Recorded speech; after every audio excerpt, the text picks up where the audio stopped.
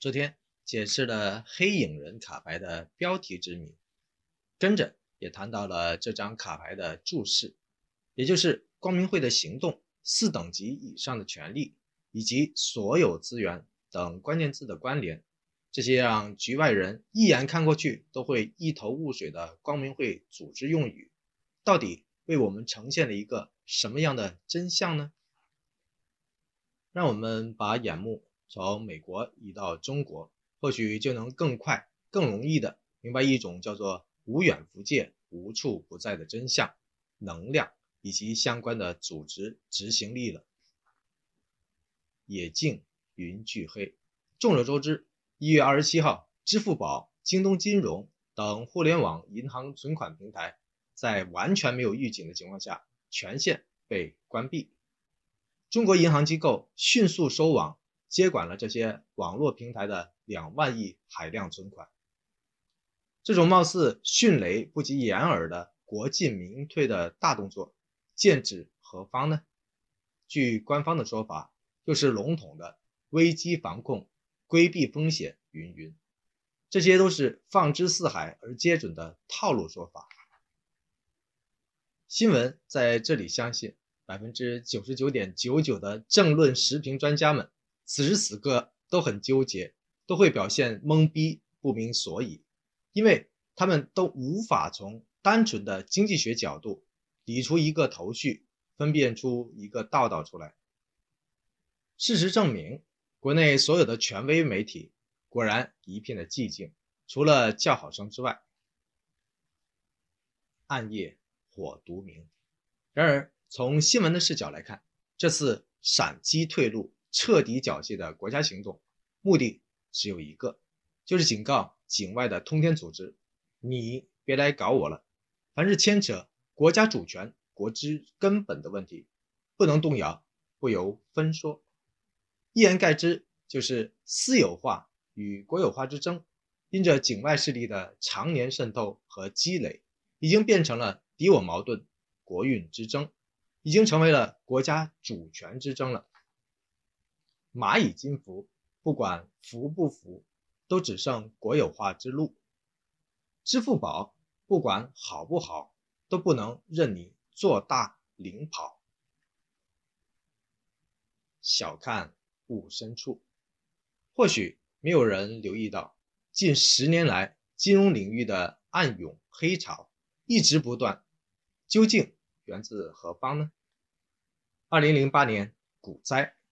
，2015年股灾，2006年债灾，2017年 P2P 灾难，2018年比特币灾难，2019年校园贷、家里贷之灾，2020年蛋壳租金贷暴雷，还有诱导青年人超前消费贷的观念冲击。种种迹象表明，某宝所领军的金融创新已经形成了翻手为云、覆手为雨的巨大影响力。也就是说，在某会的背后操控下，中国的金融风暴一浪接一浪，一场连一场，国家的角色已经越来越尴尬了。你找所愁成。我多次提到过，在中国如日中天的首富马云，目前位于光明会中层的7到8级，也就是导师级别或者指挥级别，也就是中层的天花板级别了。而光明会的中层基本上都属于可以调用所有资源的执行阶层。10几年来，能力惊人的马云以及成长惊人的支付宝，已经快速激活了深层资源调配的组织运作，完美形成了拿捏国家命脉的无形能力。背后组织的超凡执行力可见一斑。野径云俱黑，暗夜火独明。小看误深处，你找所愁成。如果您一直留意新闻的频道，您就会发现，这么一个执行能力完全炸天的组织，既然能把美国这样的超级大国及其总统玩弄于股掌之间，倘若如法炮制，似乎照样可以玩转中国，如探囊取物一般。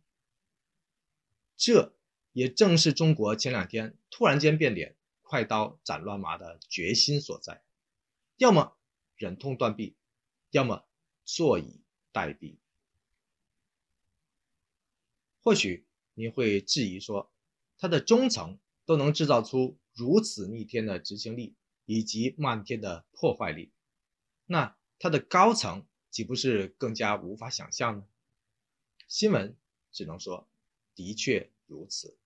正如昨天我在最后提到的，单单100余年前，一个13等级的大思想家就已经彻底改变了人类，彻底改变了历史，彻底改变了你我。好了，今天就先谈到这儿，风雨不绝，新闻相约，明天继续。谢谢您的关注和订阅。